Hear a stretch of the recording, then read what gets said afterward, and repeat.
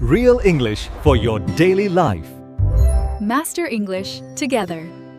Ever felt completely wiped out after a day packed with back-to-back boring meetings? You get home, flop on the sofa, and your brain just feels empty. No energy left for anything, not even learning English. I've been there too. That mental drain. It's real.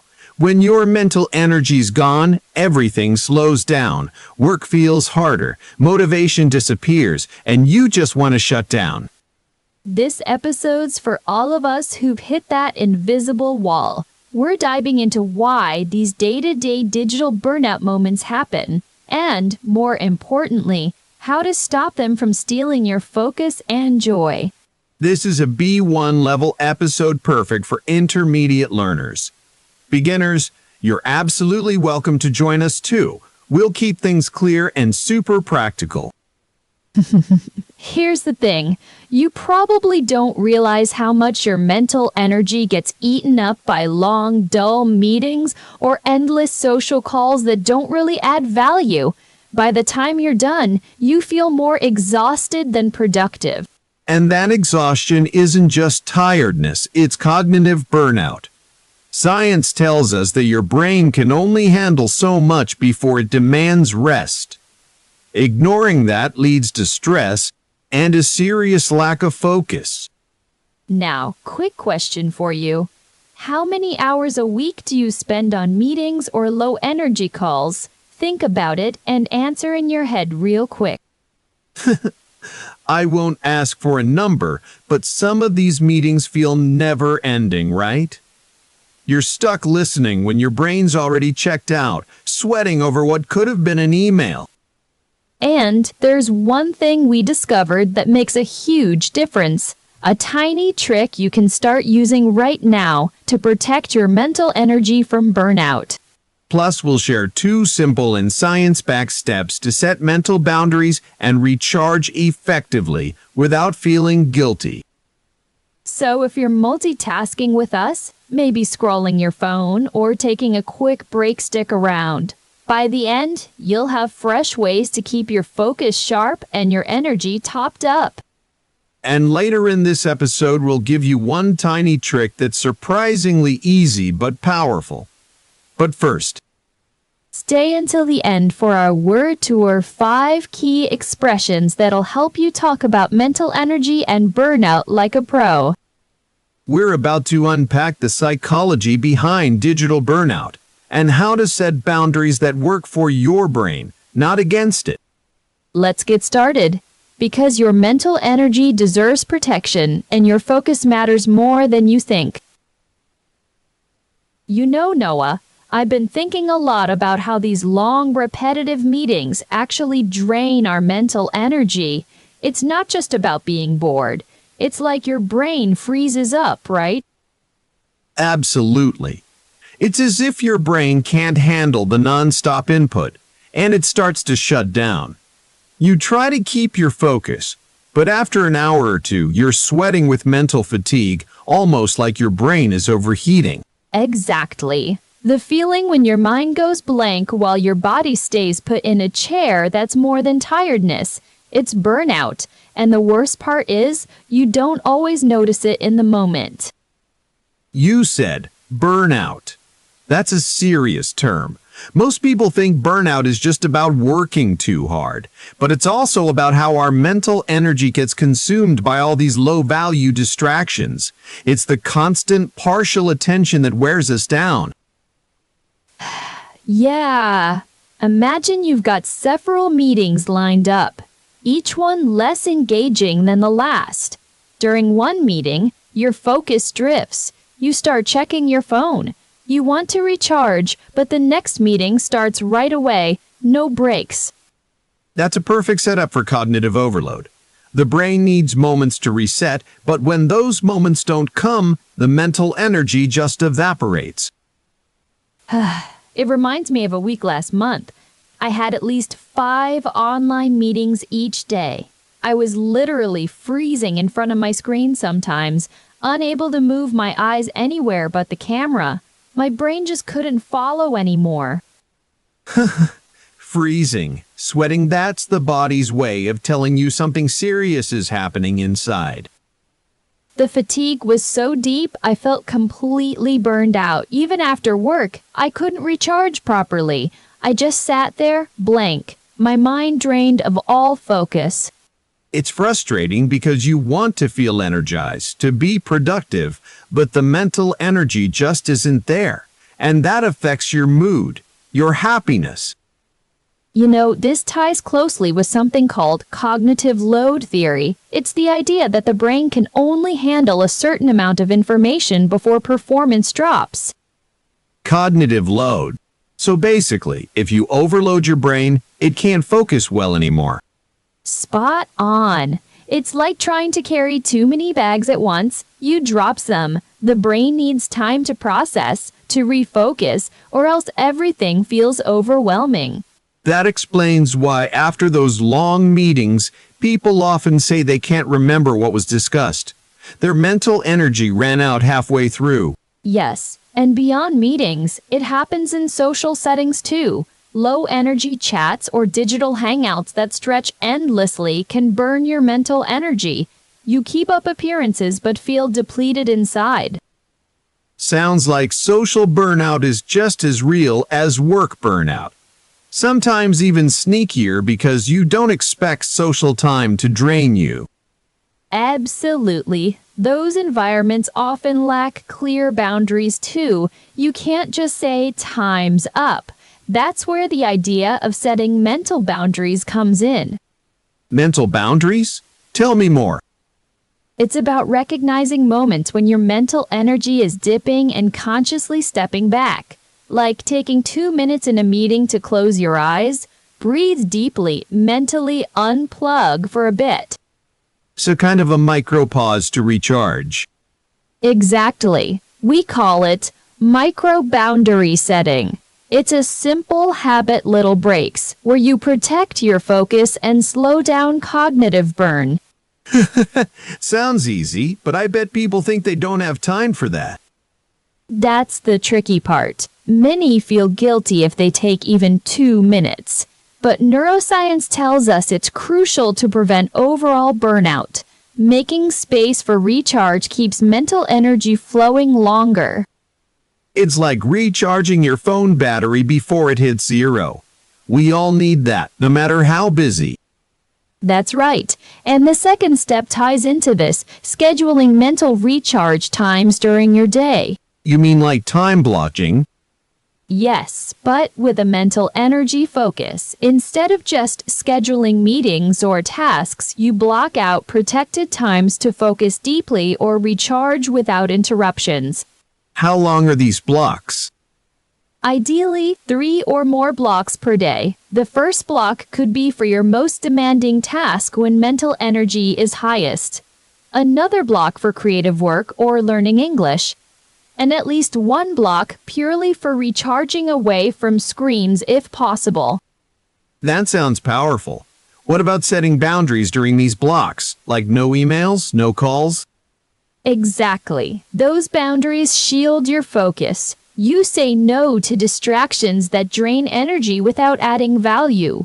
Easier said than done, but worth aiming for. True, it takes practice. But when you respect those boundaries, you notice better mood, clarity, and energy that lasts longer.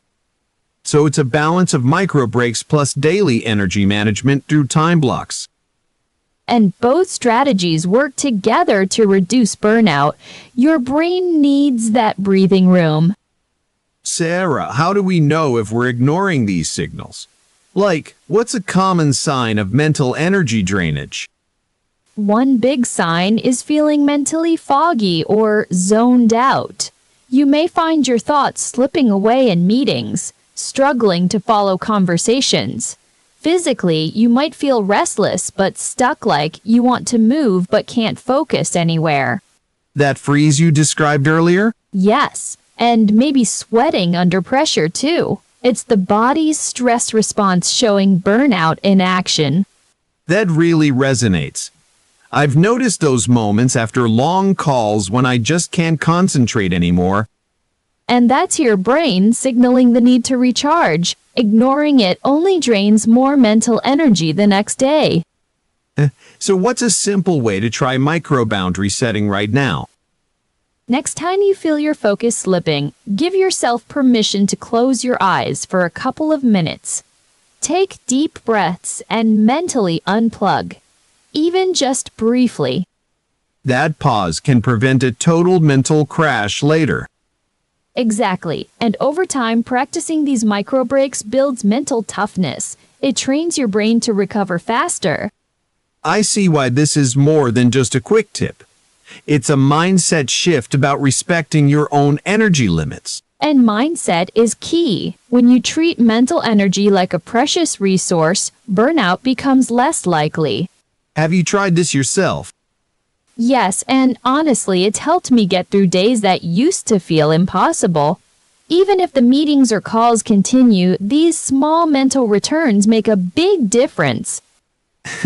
Sounds like a tiny superhero power. It really is. Knowing when to pull the plug for a moment saves you from a bigger crash later. So with micro boundary setting and time blocking, you're reclaiming your mental energy and focus? Exactly. And that's what this episode is, breaking the cycle of digital burnout before it steals your mental energy completely. And by the way, there is a phrase for this careful energy management. It's called boundary. We'll break it down more in our word tour later.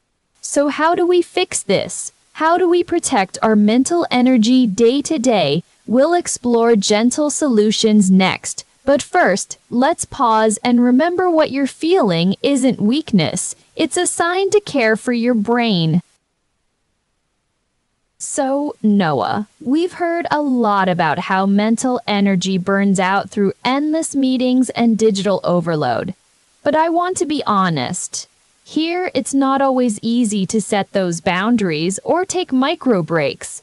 What do you think? Well, Sarah, I see your point, but I have to disagree. In many workplaces, you just can't afford to pull yourself away. There's pressure to stay glued during meetings. Taking 2 minutes to unplug might be seen as rude or unprofessional. I get that, but what if we think about it less as pulling away and more as a quick mental reset? Anyone can close their eyes or breathe deeply for a moment without anyone noticing. That sounds good in theory, but what if the meeting is where important decisions happen? What if you miss something crucial? I don't buy that you can really afford to mentally check out, even briefly. That's a fair concern, but here's the thing. When your focus is already shot, you've probably stopped following important points anyway. A short, conscious pause might help you regain clarity for the rest of the meeting. Still, in a team setting, that could look like you're not engaged, and that may harm your reputation. Some bosses might punish what they see as distractions. That's why it's important to start small and personal. It's not about ignoring your work, but about protecting your ability to contribute effectively. If your mental energy is drained, your work suffers too. But what about the argument that in today's fast-paced world, everyone's expected to multitask? Setting strict boundaries sounds like you're fighting against the flow. Multitasking has been shown to reduce focus and increase cognitive load, making burnout worse. So boundaries aren't just rebellion, they're survival tactics backed by neuroscience. Still, some might say we should just build tougher mental stamina instead of stepping back. Shouldn't we just push through to deal with these demands? I actually disagree with that approach. Pushing through without rest leads straight to burnout. Building stamina happens through rest cycles, not non-stop endurance. Okay, I see how that makes sense biologically. But practically, what about jobs where breaks aren't an option, like customer service or emergency teams? True, some roles are demanding. But even there, small mental boundary techniques can be adapted, like brief moments between calls to do quick breathing or refocus. But that requires support for managers. What if the workplace culture doesn't encourage or even allows that? Then we have to be our own advocates and gently promote mental health, starting with ourselves but expanding to teams. Sometimes it starts with one person modeling a boundary. That's a difficult path, though. Doesn't that put a lot of pressure on individuals? It does, but ignoring the problem won't make burnout disappear. Sometimes small changes ripple out and create bigger shifts. Let's hear about time blocking. Some say strict scheduling might make work feel even stiffer and increase stress by making you hyper-aware of the clock. That's a good point. Time blocking needs flexibility to avoid stress. The goal is control over your energy, not becoming a slave to a calendar. But many people get anxious seeing blank spots on their schedule, or fear lost time if breaks aren't productive. That anxiety comes from misunderstanding breaks. Recharge times are productive in a deeper sense. They restore your ability to focus and create. Still, I wonder if it's realistic for most people. In high-pressure environments, can you really defend these blocks when chaos hits? Defending boundaries is a skill that grows. It's not about perfection, but consistent effort. And interestingly, some studies show that employees with flexible boundaries report less burnout and better mood. Are those studies convincing enough for executives? Because without leadership buy-in, it's tough. They can be. Presenting evidence on productivity gains by protecting mental energy might help sway decision makers. But what about the argument that boundaries can isolate you, making collaboration harder? Some say overprotection of mental energy leads to disengagement. I think that's a misconception. Boundaries don't mean isolation, they mean focused connection. When you're not completely drained, you engage more meaningfully. So boundaries are not walls but bridges to better cooperation? Spot on. It's about regulating energy so you can be present and effective, not just physically there, but mentally checked out. Last thought. People might think setting boundaries or micro breaks is lazy, or that they're missing out on team bonding. That old missing out fear is big. But ironically, when you're burned out, you miss out on almost everything important. Clever boundaries help you show up fully where it counts. So true. Better tired and out after the right moments than drained all day long. Exactly.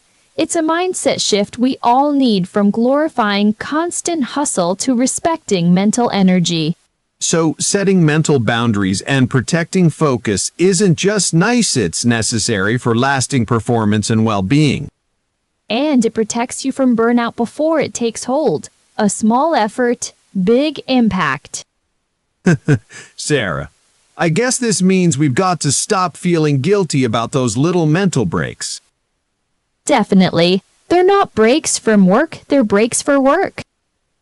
I'm on board. Let's encourage our listeners to give it a try and notice how their mental energy changes. And don't forget, practicing this isn't about perfection, it's about kindness to yourself. Exactly. Start small, stay consistent, and watch the burnout melt away. So, we've seen the problem: mental energy gets drained by burnout, boring meetings, and weak boundaries. And we've shown the shift. Protect your focus, make room to recharge, and your brain stops feeling so overloaded. Next up is our word tour, where we'll take the 5 key words from today and use them in real, natural situations. No lists that feel like homework, just simple meanings, clear examples, and the exact phrases you can reuse right away. Okay, let's go back to that moment from the story. The part where your brain feels full but nothing useful is happening. Right, that's when we were talking about mental energy. It's the inner power you use to think, decide, and stay present. Exactly. If I say, my mental energy is gone, that sounds natural. and very real after too many boring calls.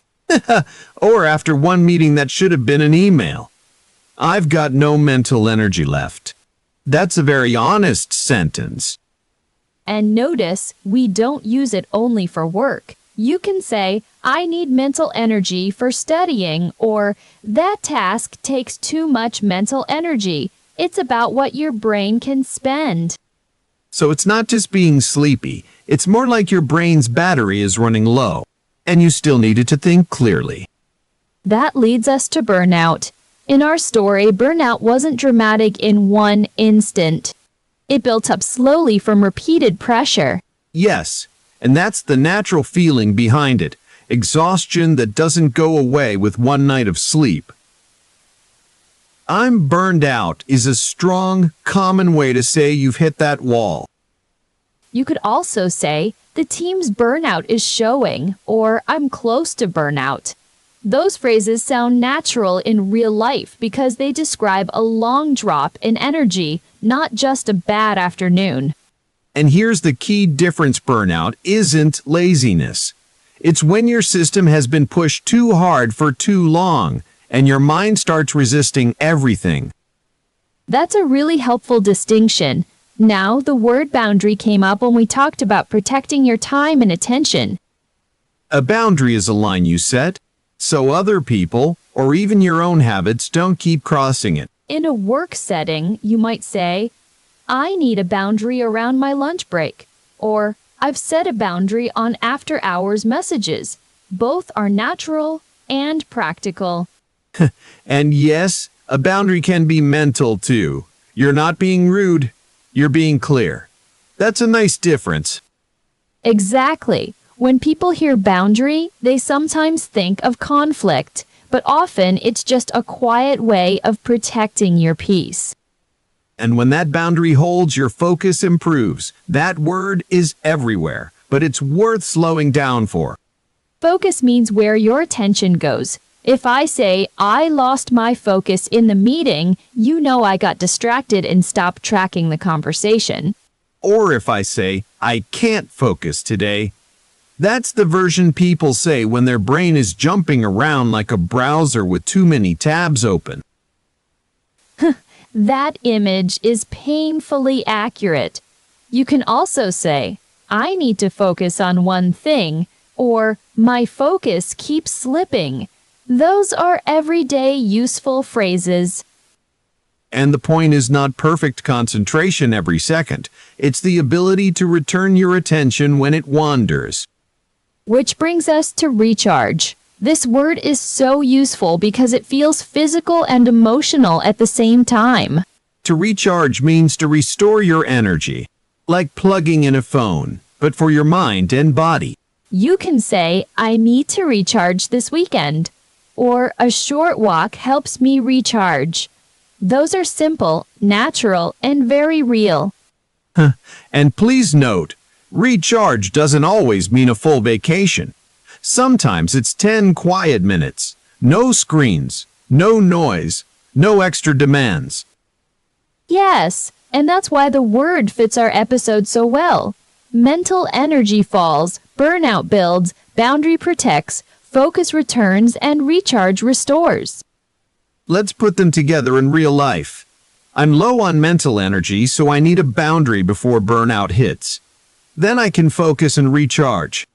That sounds like a person who knows what their brain needs. Short, clear, and very natural. And one more thing. You can absolutely use these words in small daily situations, not just big emotional moments. A dull meeting, a noisy commute, a heavy study day. The words still work because the feeling is the same. Exactly. And now they're ready for your own English, not just our story. So, we've covered a lot today about mental energy, how it drains in boring meetings and digital burnout sneaks up on us all. We explored micro-boundary setting and time blocking as simple but powerful ways to protect your mind. Right. Taking just 2 minutes during a meeting to close your eyes and breathe can really recharge your focus. And scheduling blocks of uninterrupted time for important tasks helps create strong boundaries around your mental energy. I've started trying these myself, and honestly, it's been a small shift that made a big difference. Now, I notice when I'm about to burn out earlier and give myself permission to step back. That awareness is key. It's not about working harder, but about working smarter, honoring your brain's limits so you can actually be more productive and happy. For our listeners, here are a few practical tips. First, try the micro boundary. Take a short mental break in your next meeting. Second, block out at least 3 times in your day to focus deeply and recharge. Third, learn to say no to distractions during those times to protect your energy.